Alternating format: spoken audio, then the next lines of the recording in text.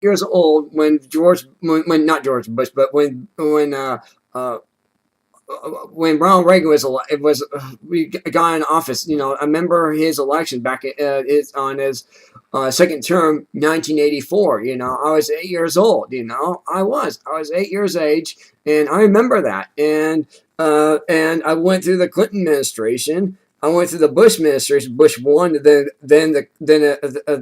then first term of Bush, and one term of Bush, then two terms of Bill Clinton, two terms of George Bush, and now the Obama regime. So there you go. So I only been around 4 presidents so far. Mhm. Yeah, what happens is there's a continuation of things that go on. At one time, years ago, probably just even actually before even Reagan, we were the top country in the world, and Right. everybody looked to us, and we had the power, we had the military troops, and don't get me started about him cutting the military while he's committing them, but we had the military power, and we were number one in the world. Right. And they continued that as they went on, and Bush felt that we should have gone into Iraq because we had to somehow be the policeman of the world, which I disagree with. But in any case, that's how we got to where we are today. But none of these people along the line said that, I think we have to start calming down, cutting down. Well, if you look, and this is interesting, you can go on the web and go look. If you look at how much we give away in billions of dollars of foreign aid, Right. the countries that vote 97% of the time against us at the UN, and if we look at that and we do nothing about it, we give them billions to countries that we don't even know or have anything to do with it. And we can't do that. We got $1 trillion worth of debt. At some point in time, someone's going to say, hey, the emperor's got no clothes on. And China, who's got all our money, is a problem.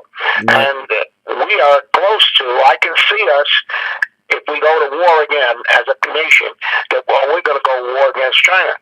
Right. Because I think that's the way the international situation is working, and the impetus of that, the Duke Ferdinand of that, is going to be North Korea. Right. And we're not really paying that much attention over there. We're not doing anything about it. Right. China will not allow any cherries from the United States to import into China until every single cherry in China is used.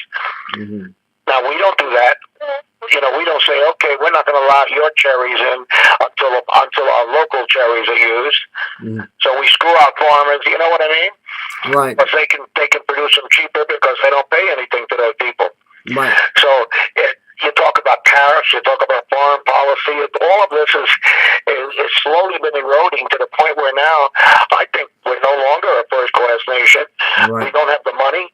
Russia's got more money than we do. China's got all our money. Trillions in debt. And then we no longer have all we have is the nuclear weapons, but we no longer have the military. We keep cutting it. He's keep cutting the military, cutting the new planes. And meanwhile, he wants more people out there to fight. We want to fight. We want to stop this. We want to get troops on the ground. You were talking about. You mentioned Korea, or I mentioned Korea, both of us.